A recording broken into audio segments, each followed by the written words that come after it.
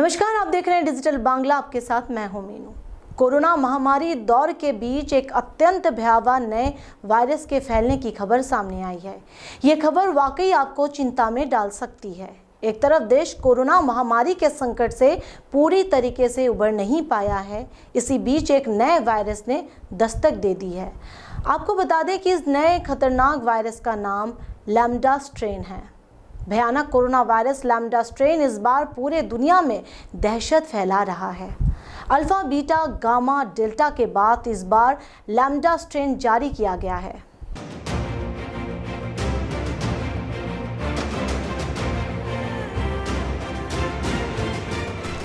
Corona महामारी दौर के बीच एक अत्यंत भयावह नए वायरस के फैलने की खबर सामने आई है। ये खबर वाकई आपको चिंता में डाल सकती है। एक तरफ देश कोरोना महामारी के संकट से पूरे तरीके से उबर नहीं पाया है, इसी बीच एक नए वायरस ने दस्तक दे दी है। दुनिया ने इंग्लैंड में फैले वायरस के अल्फा वेरिएंट का कहर देखा। साउथ अफ्रीका में फैले वायरस के बीटा वेरिएंट को देखा। ब्राजील के गामा वेरिएंट को भी देखा और दुनिया के सबसे खतरनाक भारत में फैले डेल्टा वेरिएंट को भी देखा। और अब दुनिया में तबाही मचाने को आया है कोरोना वायरस का सबसे खतरनाक वेरिएंट लैम्डा वेरिएंट।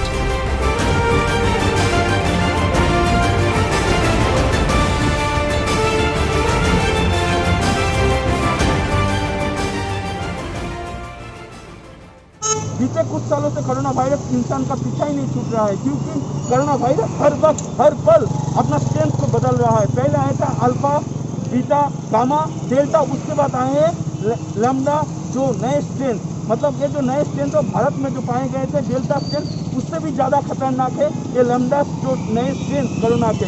ये हर वक्त हर पल कोरोना अपने समय के साथ और अपने जो मौसम के साथ अपना स्ट्रेंथ को बदल रहा है। इसी को लेकर बहुत सारे जांच में जुटे हैं डॉक्टर से लेकर साइंटिस्ट लोग, मतलब हेल्थ साइंटिस्ट लोग।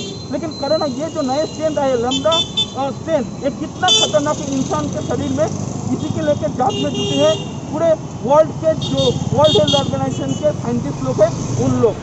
इस वेरिएंट का पता पिछले साल अगस्त में पता चला था, लेकिन अब ये ज्यादा सक्रिय हुआ है। लैम्डा स्ट्रेन नामक कोरोना वायरस का प्रकार भारत में पहचाने जाने वाले डेल्टा वेरिएंट से अधिक खतरनाक है। दिसंबर 2020 के शुरुआत में इन नमूनों का परीक्षण किया गया था एवं तब से यह वेरिएंट दक्षिण अमेरिकी देशों में अधिक प्रचलित है। पता चला है कि कोरोना से प्रभावित 80% से अधिक लोग इस नए वेरिएंट से प्रभावित हैं। इसी बीच यूके के रॉयल सोसाइटी ऑफ बायोलॉजी में वेक्टोलैग फार्मा क्रिटिकल क्वान लैब में सहायक प्रबंधन के रूप में काम करने वाले डॉक्टर शेरा जूली शैली का दावा है कि लैम्डा स्ट्रेन डेल्टा वेरिएंट की तुलना में अधिक संक्रामक है। लैम्डा अभी तक दुनिया के 29 देशों में फैला है और इनमें से ज्यादातर देश दक्षिण अमेरिका के हैं। पेरू में अब तक लैम्डा वेरिएंट का 81% केस आया है। अर्जेंटीना में अप्रैल से मई तक कुल 37% केस आए हैं। WHO के मुताबिक अभी तक कोरोना के कुछ ही वेरिएंट चिंता का विषय हो रहे हैं। इनमें से सबसे पहला नंबर है B.1.617.2 डेल्टा, भारत में पाया गया। B.1.1.7 अल्फा, इंग्लैंड में पाया गया। B.1.351 बीटा, साउथ अफ्रीका में पाया गया। इसके बाद P.1 गामा, ब्राजील में पाया गया। B.1.427 एप्सिलॉन, अमेरिका में पाया गया। इनमें से सबसे खतरनाक वेरिएंट की अगर हम बात करें वो है C.37 लैम्डा, साउथ अमेरिका में पाया गया। लेकिन लोग तो लापरवाह हो रहे हैं। अब तो पूरे देश में पूरे तरह से लॉकडाउन सक्रिय नहीं है।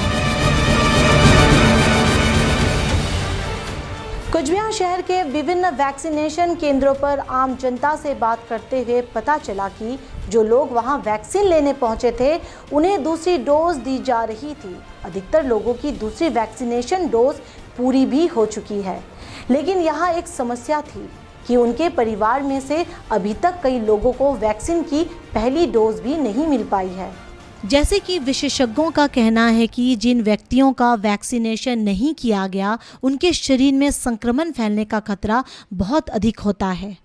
वैक्सीन ग्रहण न करने वाले लोगों के शरीर में वेरिएंट का एक कारखाना तैयार होता है, यानी कि उनमें संक्रमण फैलने का खतरा अधिक प्रबल होता है। কোন ডোজ নিলেন? সেকেন্ড ডোজ কতদিন পরে নিলেন? হ্যাঁ, 86 দিন পরে।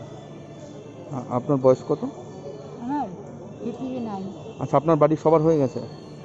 আমার হাজবেন্ডের, আমার যা আছে একজন হয়নি। তো যাদের এখনো ভ্যাকসিন হয়নি মানে ওদের কি প্রথম ডোজ হয়েছে? প্রথম ডোজ হয় নাই, দুজনের হয়নি। প্রথম ডোজ হয়নি মানে কেন হয়নি মানে করাতে পারেন?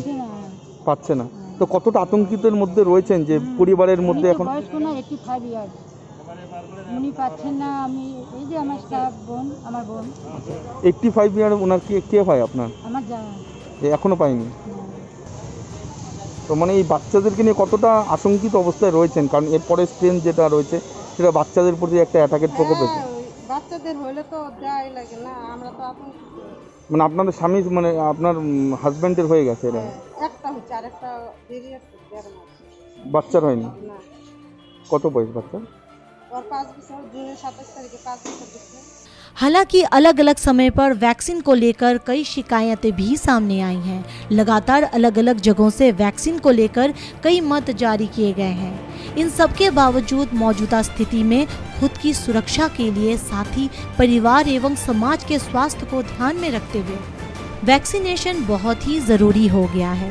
वहीं इस विषय में Cooch Behar Maharaja Jitendra Narayan government medical hospital के एमएसवीपी डॉक्टर राजीव प्रसाद का इस बारे में क्या कहना है, सुनाएंगे आपको। ল্যামডা স্ট্রেন, এটা নিয়ে একটু যদি সচেতনতার বার্তা একটু দেন, আর কী অবলম্বন করা উচিত, আর এই মুহূর্তে যে বাই চান্স করে কোচবিহারে যদি এটা ছড়িয়ে পড়ে তো কতটা প্রস্তুতি রয়েছে? ডেল্টা এখন আছে, আমাদের সেকেন্ড ওয়েভ গেল, তারপর ডেল্টা ওয়েভ, তারপর ল্যামডা ওয়েভ, এই ওয়েভগুলো আসতেই থাকবে। এই ওয়েভগুলোতে ভয় না পেয়ে যেগুলো করার সেই কাজগুলোতে মন দিলে একটু ভালো হয়। বাকি স্বাস্থ্য দপ্তর আছে, সেটা যা করণীয় সেটা আমরা করব অ্যাজ পার স্টেট গাইডলাইন।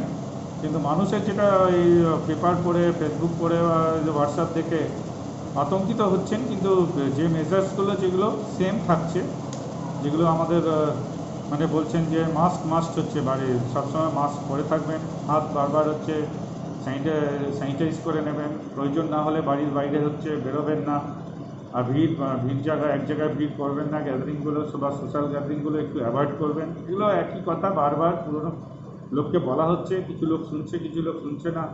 আর তার সাথে বলবো যে মেন্টাল অ্যান্ড ফিজিক্যাল হেলথ, যারা বাড়িতে বসে বসে বোর হয়ে গেছে, যেমন বয়স্ক পেশেন্ট বা বাচ্চারা, সেটা একটু খেয়াল রাখবেন। মানে বাচ্চাদের যেমন ফিজিক্যাল অ্যাক্টিভিটি, বাড়ির আশেপাশে যেখানে ফাঁকা জায়গা আছে তাদের যাতে একটু ফিজিক্যালি অ্যাক্টিভ রাখা যায়, একটু বাড়ির লোকেরা নিজেরা ইন্টারাক্ট করে যাতে বাচ্চাদের মেন্টাল হেলথটা ঠিক থাকে সেই জিনিসটা দেখা।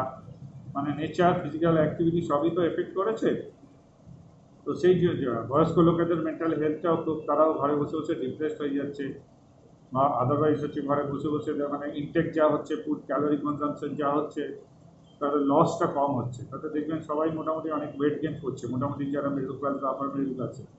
তাদের একটু বলবো ফিজিক্যাল অ্যাক্টিভিটির মধ্যে থাকতে, যে একটু জল বা গ্রিন ভেজিটেবল, ফ্রেশ ফুড খেতে, আর এক্সারসাইজটা করতে। তাতে ফিজিক্যালি ফিট থাকলেও ল্যামডা বা ডেল্টা যেই ভ্যারিয়েন্ট আছে একটু ফাইট করতে সুবিধা পাবে।